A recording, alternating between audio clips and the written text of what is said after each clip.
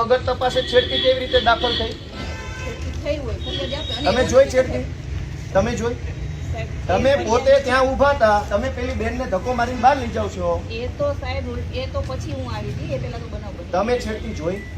ત્યાં છેડતી કરવા ગયા હતા લોકો? બનાવ બની. હું શું કહું, આ છેડતી કરવા ગયા હતા ત્યાં? એ છેડતી કેન્દ્ર છે? એ કોલેજ છે તો ત્યાં છેડતી કરવા ગયા? કોલેજ છે?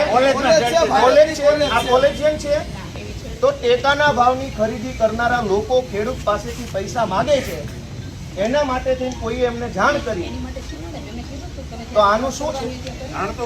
આમાં એફઆરઆઈ થઈ ગઈ કે નથી થઈ? એક મિનિટ, તમે એમ કહો જ્યાં રજૂઆત કરવાનો એને કરો. પ્રાંત અધિકારીને 18, 19, 20 તારીખે 3 વખત રજૂઆત કરી. આરએસસી કલેક્ટરને 18 ને 22 તારીખે 2 વાર રજૂઆત કરી.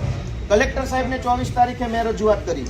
24 તારીખે સીઈઓને રજૂઆત કરી અને 24 તમને એફઆઈઆર આપી. હજુ તમે એમ કહો રજૂઆત કરો તો આ ગુંડા તમને રજૂઆત કરવા આવ્યા હતા? બેન, ભગવાનથી ડરો, ભગવાનથી ડરો. તો ધીમે એટલે પણ હું કઈ ખાઈ ગયો? તમે અમની ઉપર ખોટા આરોપ મૂકો.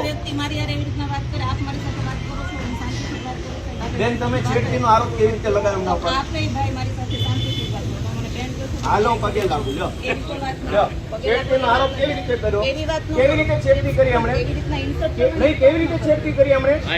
છેડતી કેવી રીતે કરી? હરિયાળીનો બધું કે છે, મેં કીધું. પગે લાગુ તમને.